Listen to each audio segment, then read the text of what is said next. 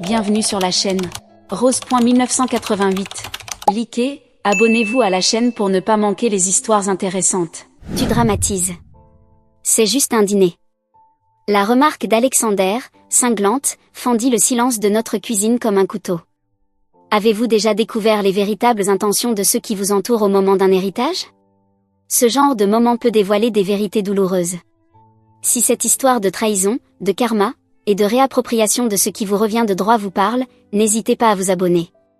C'est gratuit, et cela nous aide à partager davantage d'histoires de personnes qui ont su se défendre. Voyons maintenant comment Caitlin affronte cette révélation dévastatrice. Pourquoi Brandon est-il invité pour discuter de l'héritage de ma grand-mère? Demandai-je d'une voix brisée, submergée par l'émotion. Et pourquoi n'ai-je pas été incluse? Alexander soupira bruyamment, passant une main dans ses cheveux noirs. Ce geste qui me faisait autrefois chavirer me donna désormais envie de hurler. Brandon a de l'expérience en droit immobilier. On pensait que son avis pourrait être utile avant de t'intégrer à la discussion. Tu es très émotive depuis le décès de ta grand-mère. Émotive. Le mot resta suspendu entre nous, lourd de jugement. Elle m'a élevée, Alexander. Bien sûr que je suis émotive. L'odeur persistante de pommes et de cannelle flottait encore dans la pièce. Hier, j'avais passé l'après-midi à essayer de reproduire la fameuse tarte aux pommes de grand-ma Eleanor. Une recette qu'elle avait peaufinée pendant plus de 60 ans. Celle qu'elle m'avait promise. À moi seule. Un héritage culinaire, intime. Pas à mon mari. Et encore moins à Brandon. Caitlin, écoute, intervint Brandon, d'une voix professionnelle, lisse comme du velours. C'est justement pour ça qu'on voulait gérer la première rencontre. Tu es trop impliqué émotionnellement. L'avocat spécialisé veut seulement passer en revue les aspects techniques. On te protège. Mon regard se posa sur le plan de travail, encore recouvert de farine.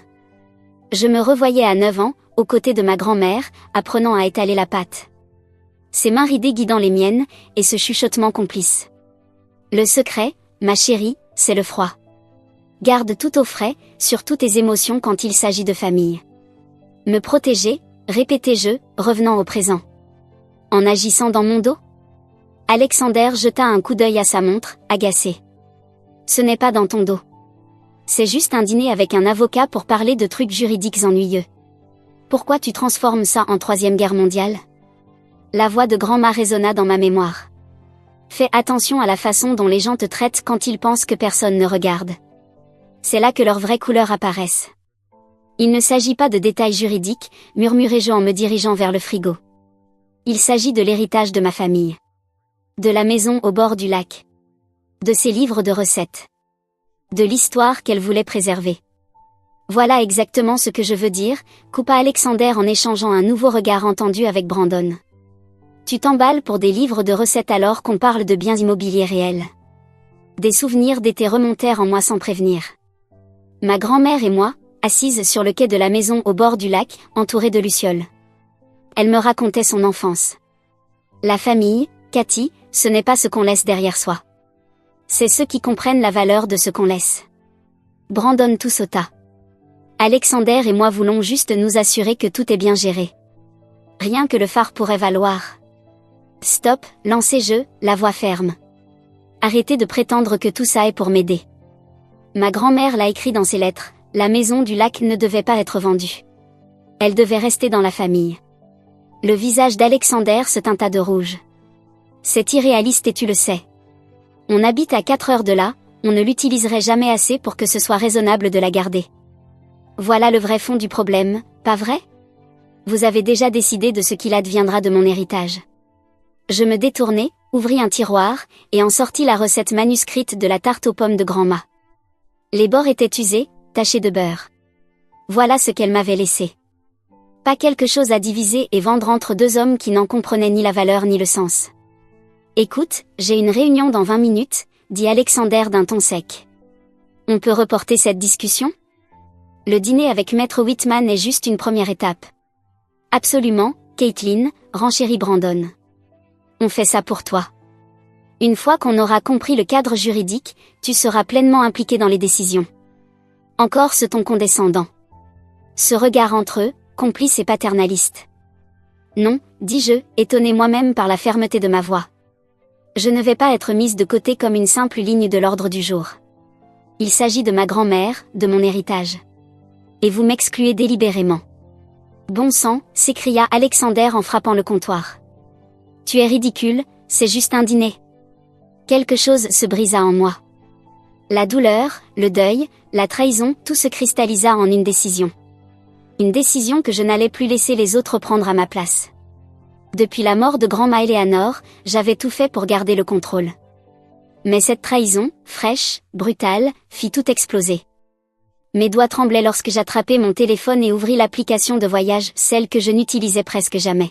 « Qu'est-ce que tu fais ?» lança Alexander, me regardant pianoter frénétiquement sur l'écran.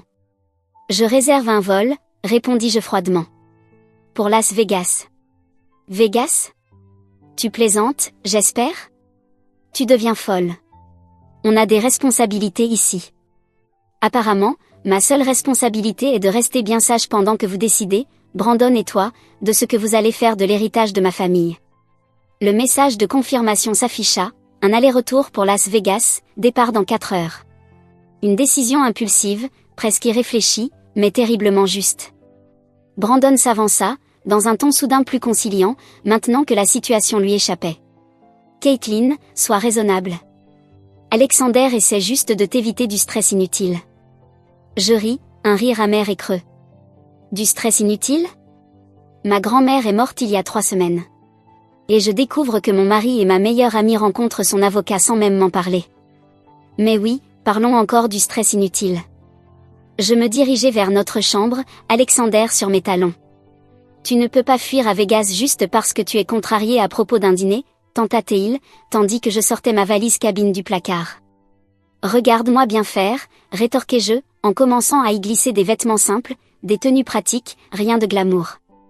Je n'allais pas à Vegas pour faire la fête, ni pour me perdre dans les lumières. J'y allais pour respirer, pour réfléchir. Pour faire mon deuil, loin de ces 2 hommes qui méprisaient si ouvertement mes sentiments. Voilà exactement pourquoi on ne t'a pas incluse dans ce dîner, siffla Alexander. Tu réagis de façon complètement irrationnelle. Je m'arrêtai net. La voix de grand-ma Eleanor résonna dans ma tête, douce et ferme. Quand quelqu'un te montre qui il est, Cathy Cat, crois-le dès la première fois. Je le regardai droit dans les yeux. Non, Alexander. Voilà exactement pourquoi vous auriez dû m'inclure. Parce que maintenant, tu m'as montré, à toi et à Brandon, qui vous êtes vraiment. Je refermai ma valise d'un geste ferme. Le vieux livre de recettes de grand-ma Eleanor était rangé à l'intérieur, entre le deuil et la trahison qui m'accompagnerait jusqu'à Vegas. Le chauffeur du covoiturage ne posa aucune question en voyant mes yeux rougis. Il chargea simplement ma valise et m'emmena à l'aéroport. Je lui fus reconnaissante pour son silence. Les 40 minutes de trajet me permirent de retrouver un semblant de calme. Alexander avait déjà appelé 3 fois. Je laissai sonner, chaque appel basculant vers la messagerie. Depuis la vitre, je regardais défiler le paysage familier de notre quartier résidentiel, remplacé peu à peu par les grandes voies rapides. L'aéroport de Denver, fidèle à lui-même, débordait de son agitation familière. Des hommes d'affaires pressés, des enfants surexcités. Je passais les contrôles comme dans un rêve, à moitié persuadé qu'Alexander allait surgir de nulle part pour m'empêcher de partir. Mais non. Rien. Une fois passé la sécurité, je consultai à nouveau mon téléphone. 5 appels manqués. 2 de Brandon. Et un message. C'est exactement ce que je voulais dire quand je parlais de tes excès émotionnels. Appelle-moi quand tu penseras de façon rationnelle. Je passai le téléphone en mode avion et marchai jusqu'à la porte d'embarquement. Quel soupir, dit une voix alors que je m'installais à mon siège côté hublot. Peur de l'avion, ou fuite d'un gros problème ? Je me tournai et croisai le regard d'une femme d'une 60aine d'années, coupe courte argentée, des yeux bienveillants. Son blazer marine et ses boucles d'oreilles en perles simples me rappelèrent étrangement grand-ma Eleanor, au point que ma gorge se serra. Un peu des deux, avouai-je, étonné de ma propre franchise. Moi, c'est Martha, dit-elle en me tendant la main. J'ai un bon flair pour repérer les gens qui vivent une journée particulièrement difficile. Caitlin, répondis-je en la saluant. Et difficile ne suffit même pas à décrire. Peut-être était-ce l'anonymat des confidences d'avion, ou peut-être le côté chaleureux de Martha, mais quelque part au-dessus des Rocheuses, je lui racontai tout. Le décès de grand-ma Eleanor, le dîner secret, les regards condescendants, l'héritage, Alexander, Brandon, tout. Martha hocha la tête avec sagesse, acceptant un gobelet en plastique que l'hôtesse lui tendait. Rien ne révèle plus vite la vraie nature des gens qu'un héritage, commenta-t-elle. C'est presque mot pour mot ce que ma grand-mère disait, souris-je faiblement. Elle était intelligente. J'ai été juge aux affaires familiales pendant 30 ans. J'ai vu des mariages s'effondrer pour bien moins que ce que tu décris. Ton mari te met souvent à l'écart dans les décisions financières ? La question me frappa comme la foudre. Je repensais au refinancement de notre prêt hypothécaire l'an dernier. Comment Alexander avait tout géré avec les conseils de Brandon. Il m'avait présenté les papiers à signer, sans explication. Le compte d'investissement qu'il avait ouvert après sa promotion. Ces discussions interrompues par un « t'inquiète pas, je m'en occupe ». Bien plus souvent que je ne le réalisais, murmurai-je. Martha hocha la tête. Ce voyage improvisé à Vegas pourrait bien être la meilleure décision que tu aies prise depuis longtemps. Parfois, il faut de la distance pour voir les choses clairement. À l'atterrissage, Martha me tendit sa carte de visite. Si tu as besoin d'un conseil juridique en rentrant, appelle mon cabinet. La première consultation est gratuite. Un souffle d'air brûlant m'accueillit en sortant de l'aéroport international MC-Caran. Vegas scintillait au loin, ses lumières néon commençant à pulser contre le ciel sombre. Je remis mon téléphone en service. Immédiatement, une avalanche de notifications, cet appel manqué, 12 messages. Je fis défiler rapidement. C'est puéril, Caitlin. Appelle-moi. Alexander est mort d'inquiétude. Rentre à la maison, on peut tous se réunir ensemble. Le dernier me fit rire un rire sec, sans joie. Maintenant, il voulait m'inclure. Je pris une chambre à l'Oasis Inn, un hôtel modeste à quelques rues du Strip. Rien de luxueux, pas de mini-bar, pas de peignoir douillet. Juste un lit confortable, une climatisation efficace, et un silence précieux. J'ôtai mes chaussures et m'allongeai, mes épaules enfin détendues pour la première fois depuis des semaines. Un nouveau message s'afficha. Désolé si tu t'es senti exclu. Ce n'était pas notre intention. Mais fuir ne règle rien. Toujours pas de reconnaissance de leur faute. Juste des excuses tièdes, formulées pour me faire passer pour l'irrationnel. Je désactivai les notifications et descendis au bar de l'hôtel. Le Oasis Lounge était étonnamment calme, loin du tumulte des casinos que j'avais croisés en route. Je commandai un verre de vin blanc et m'installai au fond du comptoir, face à un écran diffusant un match de basket que je ne regardais même pas. Caitlin ? Caitlin Green ? Je levai les yeux. Je sursautai en entendant mon nom de jeune fille.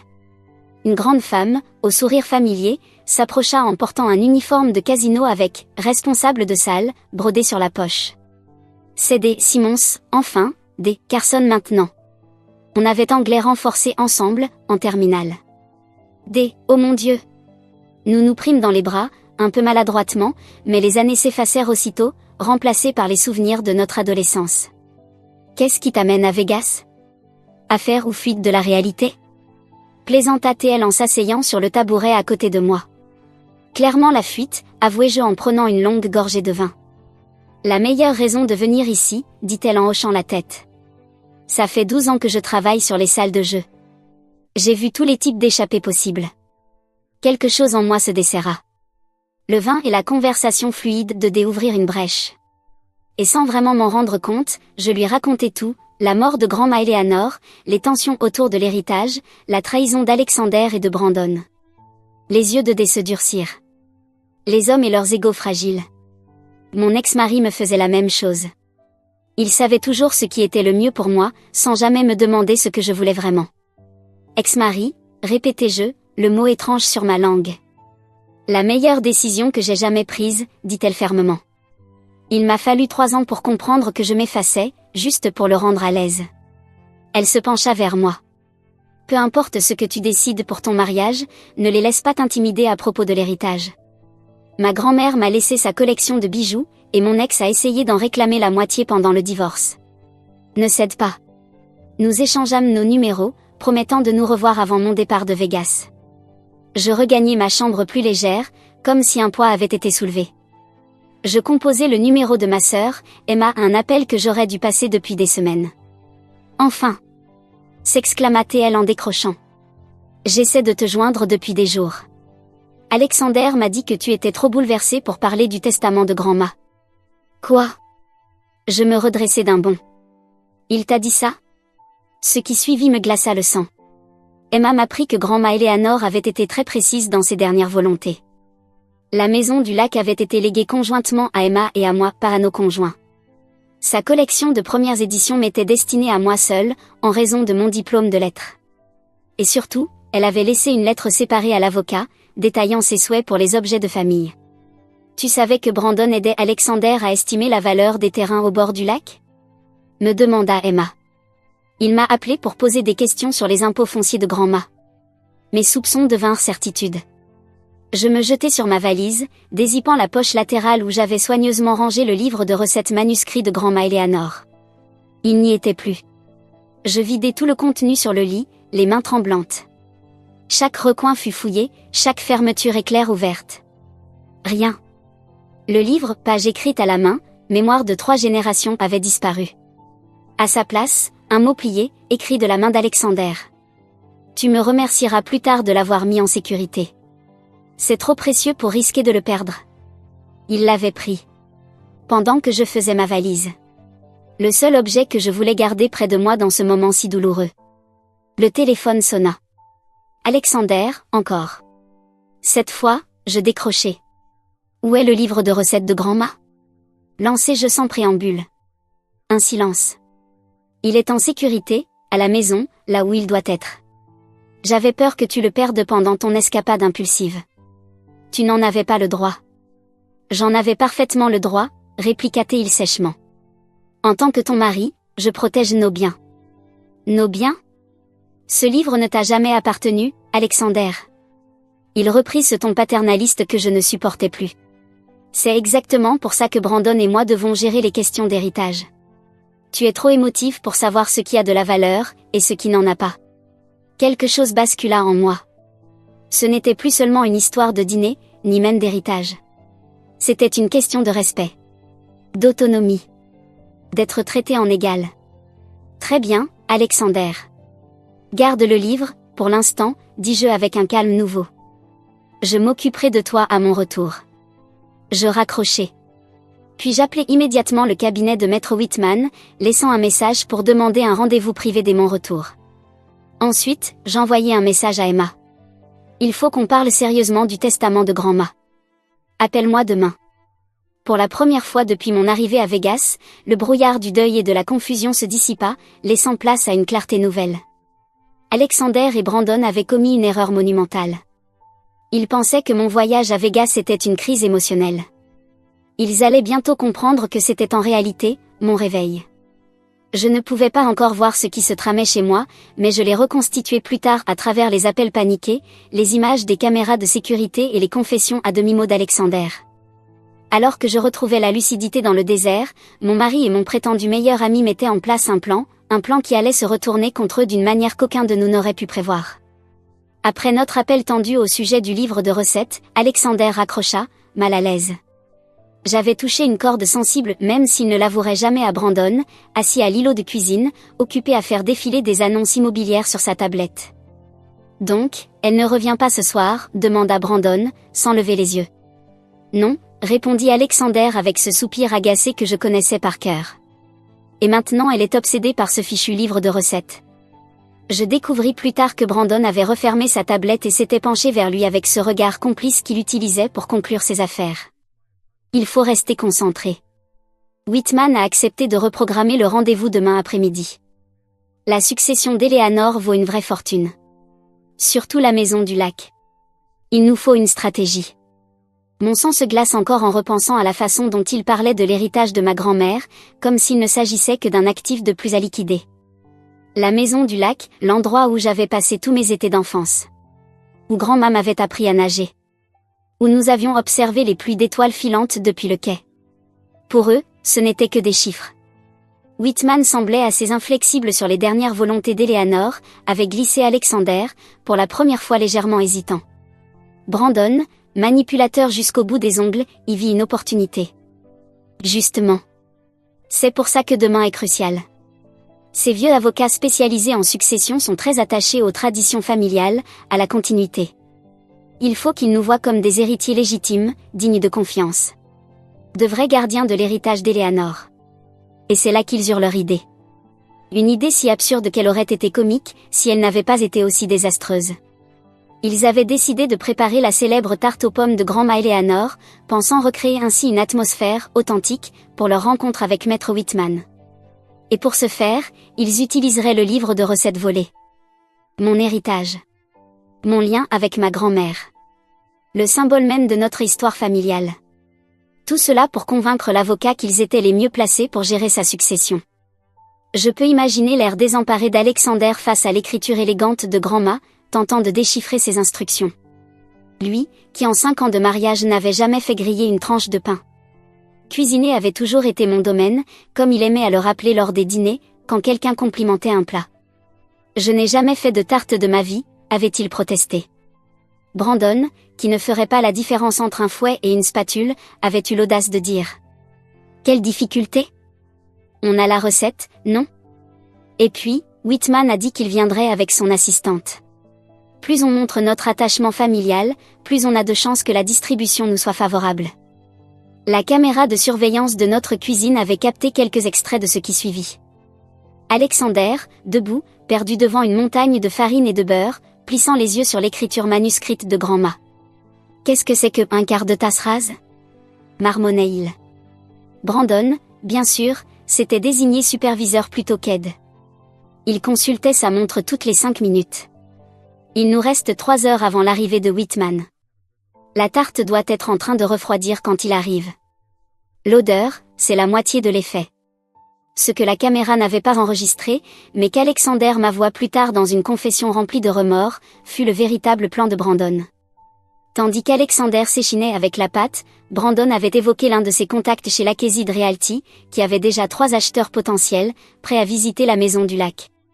À condition qu'ils puissent la mettre rapidement sur le marché. Ta commission? Alexander avait fini par demander, réalisant, pour une fois, l'enjeu. Je serai l'agent en charge, avait répondu Brandon d'un ton faussement détaché. C'est logique, non? Je connais bien la propriété, j'ai déjà les acheteurs, et je peux te proposer un meilleur partage que n'importe quel autre agent.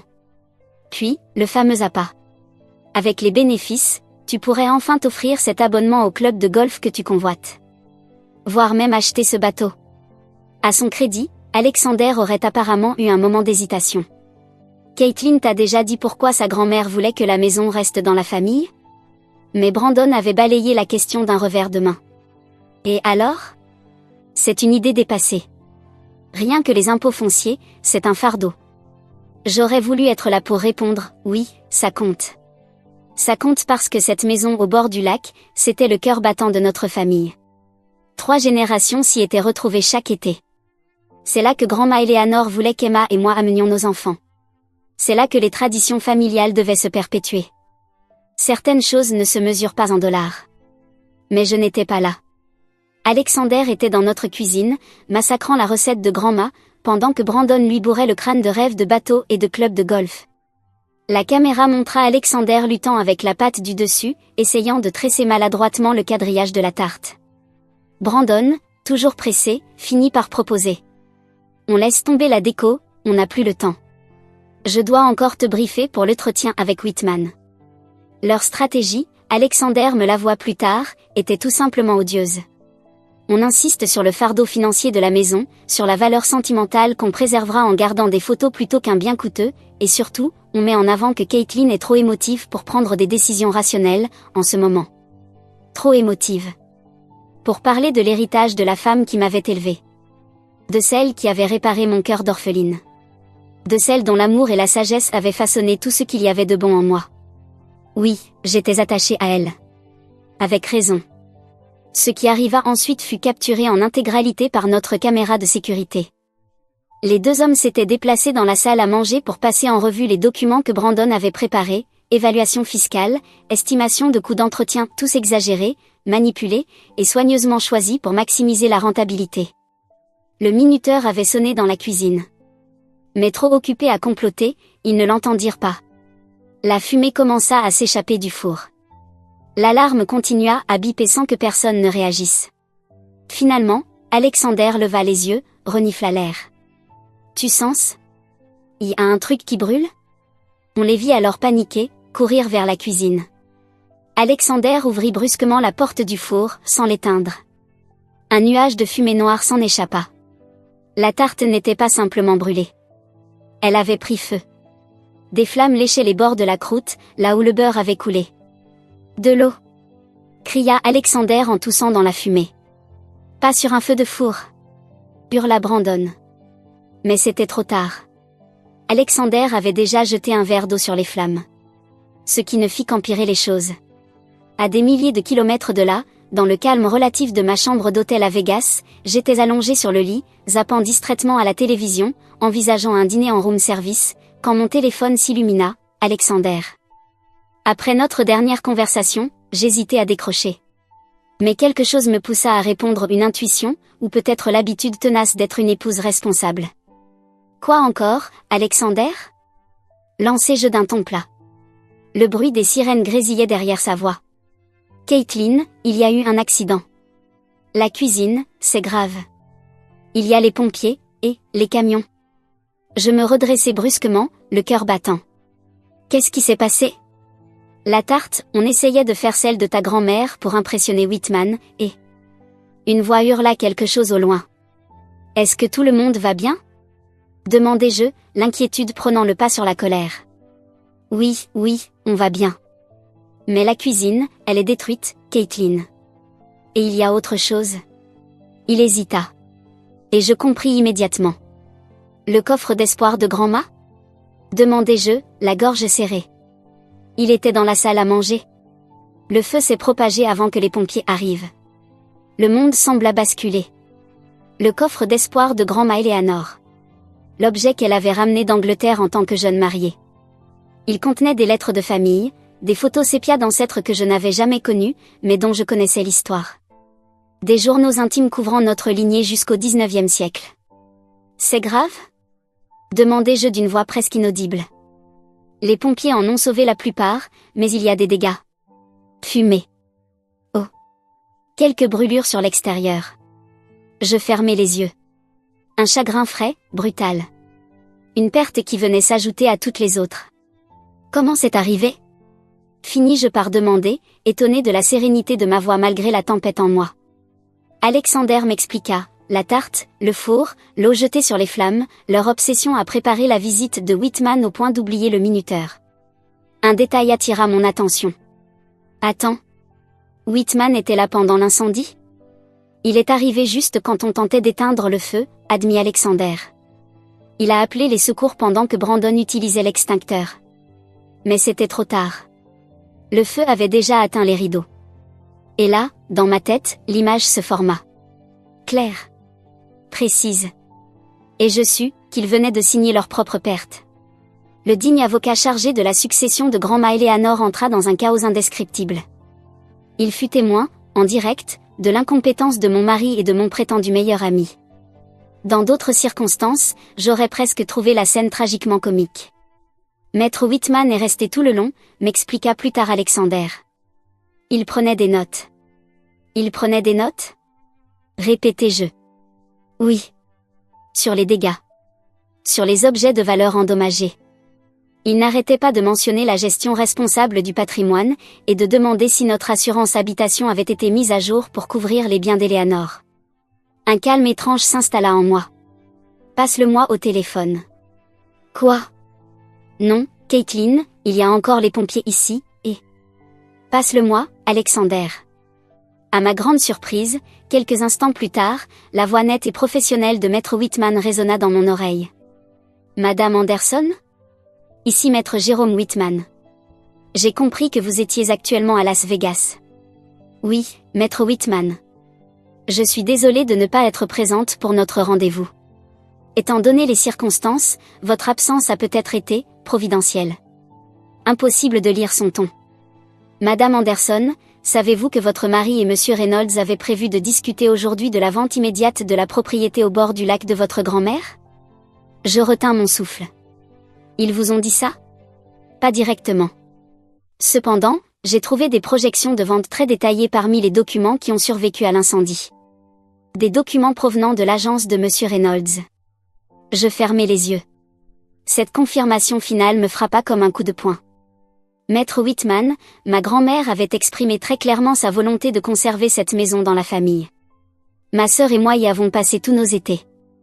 Je suis parfaitement au courant des souhaits d'Eleanor, répondit-il. J'ai été son avocat pendant 37 ans. C'est d'ailleurs pour cela que les événements d'aujourd'hui me semblent très révélateurs. En arrière-plan, j'entendais Alexander demander de quoi nous parlions. Maître Whitman l'ignora. Madame Anderson, je pense que vous devriez rentrer dès que possible. La lecture du testament était prévue pour la semaine prochaine, mais au vu des récents événements, je préfère avancer la date. Je prendrai le premier vol demain matin. Excellent. Et sachez que votre grand-mère avait un excellent sens du jugement. Je commence à comprendre pourquoi elle a structuré son testament de cette manière. Après avoir raccroché, je restai immobile, laissant les implications m'envahir. En tentant de manipuler la succession dans mon absence, Alexander et Brandon venaient d'exposer leurs véritables intentions, avec une clarté bien plus tranchante que s'ils avaient été honnêtes. Leur plan avait littéralement pris feu. Un message d'Emma apparut sur mon téléphone. Je viens d'apprendre pour l'incendie. Tu vas bien? Rappelle-moi. Je l'appelai immédiatement. Qu'est-ce qui s'est passé? S'écria-t-elle. Alexander m'a appelé, paniqué, pour savoir quand tu rentrais. Je lui racontai tout, le dîner secret, mon départ précipité, et maintenant, l'incendie désastreux. Ils ont détruit le coffre d'espoir de grand-ma, Emma. Toutes ces photos de famille, ces journaux. Pas tous, dit-elle doucement. Qu'est-ce que tu veux dire? L'année dernière, grand-ma m'a donné une clé pour son coffre-fort à la banque. Elle avait commencé à copier ses journaux et y déposait les originaux. Elle m'a dit qu'elle ne voulait pas laisser toute l'histoire familiale dans un seul panier. Le coffre chez elle contenait les copies. Je sentis un immense soulagement m'envahir, au point d'en avoir le vertige. Elle ne m'en a jamais parlé. Elle disait que tu avais déjà assez à gérer avec ton mariage, confia Emma. Elle se méfiait d'Alexander. Elle disait qu'il lui rappelait notre grand-père, toujours à chercher le raccourci vers la richesse sans comprendre la véritable valeur des choses. Cette révélation me frappa en plein cœur. Ma grand-mère avait vu ce que je m'étais refusé à admettre pendant des années. Il y a autre chose, ajouta Emma. Brandon m'a appelé la semaine dernière. Il voulait savoir si je connaissais des acheteurs potentiels pour la maison du lac. Il a dit que toi et Alexander envisagiez de la vendre, parce que ce serait trop douloureux pour toi d'y retourner après le décès de grand-ma. La colère me traversa, brûlante. Il préparait le terrain. Il faisait en sorte que vendre la maison semble être mon idée. Et ce n'est pas tout. J'ai parlé aux voisins de grand-ma. Brandon leur a déjà fait visiter la maison 2 fois. Il leur a dit qu'il faisait une évaluation de marché, à ta demande. Je pensais immédiatement à Martha, la juge rencontrée dans l'avion, et à son avertissement, un héritage révèle toujours les véritables visages. Elle avait raison. Terriblement raison. Mon téléphone vibra à nouveau. Alexander. Je laissai son appel passer. Qu'est-ce que tu vas faire? Demanda Emma. Je regardai autour de moi, cette chambre d'hôtel modeste devenue mon sanctuaire. L'endroit où j'avais enfin retrouvé la clarté. Je rentre demain. Pas pour Alexander. Pour grand-ma. Pour son héritage. Et ensuite? Je marquai une pause. Et ensuite, j'arrête d'être cette femme qu'on écarte des décisions qui la concernent. Ma voix se raffermit à chaque mot. L'incendie a révélé leurs véritables intentions. Ils croyaient que mon absence leur laissait le champ libre. En réalité, elle les a exposés au grand jour. Après avoir raccroché, j'ouvris mon ordinateur et réservé le premier vol retour pour Denver. Puis, j'envoyai un mail à Martha, acceptant son offre de consultation juridique. L'ironie de la situation me frappa. En essayant de m'exclure, Alexander et Brandon avaient fait exactement ce que grand-ma avait anticipé. Ils avaient montré leur vrai visage, dès qu'ils pensaient que personne ne regardait. Leur tentative de séduire un avocat avec de fausses traditions familiales n'avait fait que révéler leur mépris total pour les vrais. Parfois, je compris, il faut partir pour voir clairement ce qu'on vivait depuis trop longtemps. Le vol retour vers Denver n'avait rien à voir avec mon départ précipité pour Vegas. Là-bas, j'étais porté par la douleur brute, la colère, la trahison. Cette fois, c'était une détermination calme, presque protectrice, qui m'enveloppait. L'homme assis à côté de moi, un cadre d'âge moyen, me demanda si je rentrais chez moi ou si je partais. Les deux, pensai-je. Puis je répondis simplement. Un peu des deux. Les ombres des nuages dansaient sur les rocheuses, dessinant un patchwork de lumière et d'ombre qui reflétait mes pensées. Je repensais aux photos dans le coffre d'espoir de Grand-Ma. Certaines sauvées, d'autres perdues à jamais. Comme les relations humaines, réalisais-je. Certaines peuvent être réparées. D'autres sont irrémédiablement détruites. L'atterrissage fut doux. Cette fois, je ne l'avais pas prévenu de mon arrivée. Ce retour se ferait à mes conditions. Emma m'attendait à l'aéroport. Son étreinte était forte, protectrice. « Tu es prête pour ça ?» « Plus que jamais, répondis-je, et je fus surprise de constater à quel point c'était vrai. Sur le trajet du retour, elle me raconta tout. Les pompiers avaient déclaré la cuisine perte totale, mais ils avaient contenu l'incendie à cette zone et à une partie de la salle à manger. L'expert d'assurance était déjà passé. « Alexander n'arrête pas de m'appeler, dit-elle.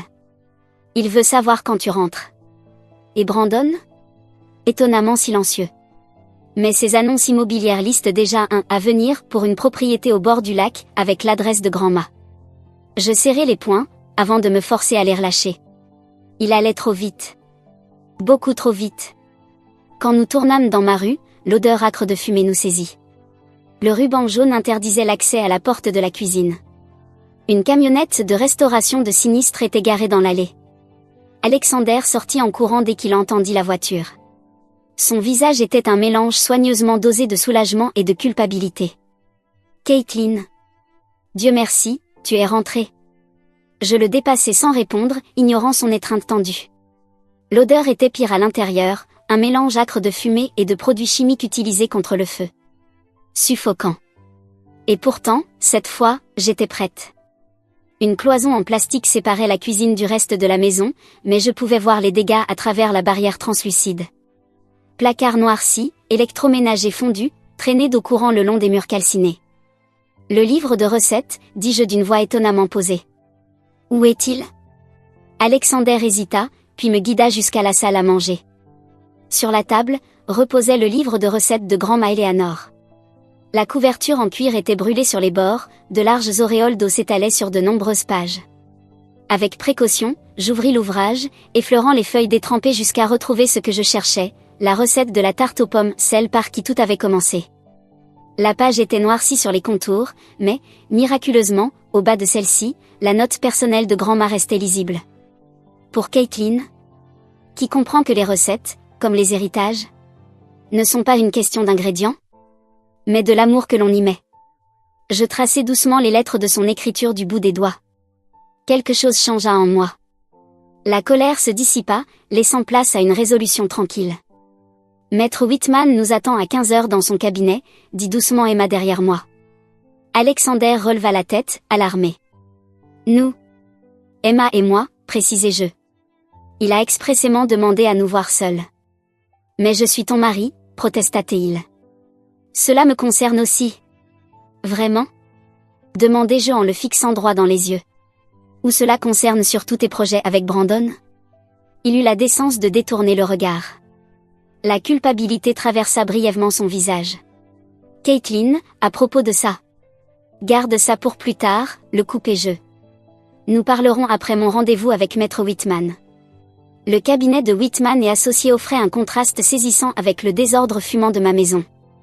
Un décor raffiné, des boiseries sombres, des étagères parfaitement alignées, et une odeur subtile de cuir et de papier ancien. Maître Whitman, un homme élégant d'une 60aine d'années passées, cheveux argentés et regard perçant, nous accueillit avec une courtoisie mesurée. Madame Anderson, Mademoiselle Green, dit-il en hochant la tête. Merci d'avoir accepté de venir si rapidement. Merci d'avoir réorganisé votre emploi du temps, répondis-je en m'installant dans le fauteuil en cuir. Certaines situations nécessitent une attention immédiate. Il ouvrit un dossier rigide, le nom de Grand-Ma Eleanor gravé sur la couverture. J'ai été l'avocat et l'ami d'Eleanor pendant près de 40 ans. C'était une femme exceptionnelle, dotée d'une grande clairvoyance. Elle voyait à travers les gens, confirma Emma. En effet, dit-il en croisant les doigts devant lui. Ce qui nous amène au sujet d'aujourd'hui. L'incident d'hier a soulevé de sérieuses préoccupations quant à l'administration de la succession d'Eleanor, notamment en ce qui concerne la propriété du lac. Je hochai la tête, attendant la suite. Eleanor avait des instructions très précises. La maison du lac doit être détenue conjointement par vous deux, avec l'interdiction formelle de la vendre pendant au moins 10 ans après son décès. Il nous observa un instant. Elle souhaitait que ses arrière-petits-enfants puissent un jour découvrir ce lieu si important pour sa famille. Pas encore d'arrière-petits-enfants, murmura Emma. Eleanor savait être patiente, répondit-il avec un léger sourire. Puis, il redevint sérieux.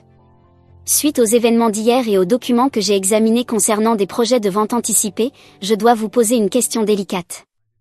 Avez-vous des inquiétudes concernant les intentions de votre mari à propos de cet héritage ? La question flottait dans l'air, exigeant une réponse honnête. Oui, dis-je enfin. Je crois qu'Alexander, avec la complicité de mon ancien ami Brandon, avait l'intention de me faire pression pour vendre la maison, à l'encontre des volontés de ma grand-mère. Maître Whitman acquiesça lentement. Sans la moindre surprise, Maître Whitman tourna une page du dossier et révéla un document que je n'avais encore jamais vu. Cet avenant au testament, signé il y a 6 mois, stipule que si une tentative est faite pour contourner les volontés d'Eleanor concernant la maison du lac, la pleine propriété reviendra à vous seule, Madame Anderson. Votre sœur en sera la bénéficiaire secondaire. Je retins mon souffle. Elle savait. Eleanor avait perçu, dit-il prudemment, certaines dynamiques dans votre mariage qui l'inquiétaient. Lors de sa dernière visite, elle m'a parlé de l'ajout de cette clause, une sécurité, comme elle l'appelait. Des larmes me montèrent aux yeux. Même au-delà de la mort, grand-ma Eleanor continuait à me protéger. Ce n'est pas tout, poursuivit-il en tournant une nouvelle page. La collection d'objets de famille, y compris les livres de recettes, le coffre d'espoir et les bijoux, n'a jamais été destinée à faire partie des biens matrimoniaux. Elle vous est léguée personnellement, hors de toute considération conjugale. Emma tendit la main et serra la mienne. Elle voulait que tu aies de la sécurité et de l'autonomie. Maintenant, conclut doucement Maître Whitman, c'est à vous de décider quoi en faire. Le trajet du retour se fit dans un silence chargé. Mon esprit s'efforçait de trier les implications, les décisions à venir. Lorsque nous arrivâmes, Alexander nous attendait dans le salon, tournant en rond, visiblement nerveux. Alors ? Que s'est-il passé ? Qu'est-ce qu'il a dit ? Demanda-t-il aussitôt. Je posai calmement mon sac à main. Il a clarifié les volontés de grand-ma. La maison du lac reste dans la famille, interdiction de la vendre. Les objets de famille me reviennent intégralement. Légalement, ils sont exclus de notre patrimoine commun. Le visage d'Alexander vira au rouge. C'est absurde. En tant que ton mari. En tant que mon mari, je le coupais, tu as comploté avec Brandon pour vendre une propriété précieuse à mes yeux. Tu as menti sur des rendez-vous, volé le livre de recettes de ma grand-mère, et tu as réussi à incendier notre cuisine en essayant de manipuler un notaire spécialisé en succession. Sa bouche s'ouvrit puis se referma. Aucun mot ne vint. Je vais rester à la maison du lac pendant un moment, poursuivis-je. Emma m'y conduit demain. J'ai besoin d'espace pour réfléchir à ce que je veux faire, pour la suite. Caitlin, s'il te plaît, dit-il d'une voix brisée. C'était l'idée de Brandon, il m'a poussé à vendre. Et tu as accepté, conclus-je. Voilà le vrai problème, Alexander. Tu étais prêt à sacrifier quelque chose d'inestimable pour moi, contre un bateau et une adhésion à un club de golf. Je montai quelques marches, puis m'arrêtai et me retournai. Grand-ma Eleanor disait que quand la vie part en fumée, on peut soit fixer les cendres, soit les utiliser pour faire pousser quelque chose de nouveau. Je pris le livre de recettes noirci sur la table. Moi, je choisis la seconde option. Le lendemain matin, alors qu'Emma et moi prenions la route vers la maison du lac, le soleil levant peignait l'horizon de teintes dorées. Le livre de recettes reposait sur mes genoux, abîmé mais toujours entier. Comme moi. Certains héritages se transmettent sous forme de biens ou d'objets. D'autres se présentent sous forme de leçons et de clarté. Grand-ma Eleanor m'avait offert les deux.